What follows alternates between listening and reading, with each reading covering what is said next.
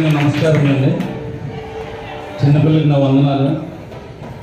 మన గౌరీ సేవా సంఘం సెక్రటరీ గారు అంటే మా సీనని గారికి కూడా నా వందనాలు.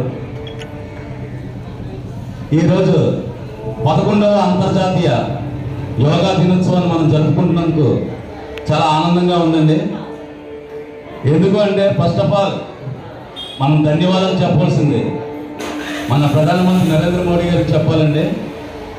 ఎందుకంటే ఆయన మంచి సంకల్పాన్ని పెట్టుకొని 2015 సెప్టెంబర్ 27న యుఎన్ఓలో యునైటెడ్ నేషన్ ఆఫ్ ఆర్గనైజేషన్లో ఆయన మొట్టమొదటిగా దీన్ని ప్రతిపాదించడం జరిగింది. అన్ని దేశాలు కూడా యోగా అనేదాన్ని అవలంబించాలని చెప్పి ఆయన ప్రతిపాదించారు. దానికి కట్టుబడి అన్ని దేశాలు కూడా దీన్ని ఆమోదించాయి.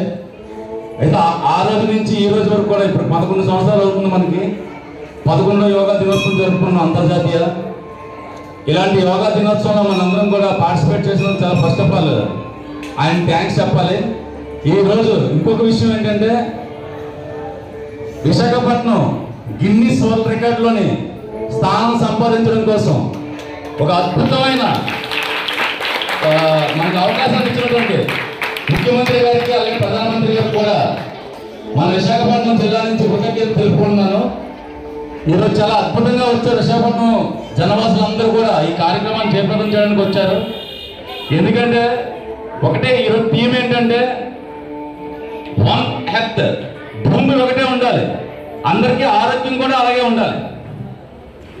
ప్రపంచంలో మనం ఏదైనా ఎక్కడికైనా ఏదైనా సాధించాలి అంటే మన దగ్గర ఉండవలసిన మొట్టమొదటి ఆయుధం ఏం తెలుసండి? డబ్బా, ఆరోగ్యం.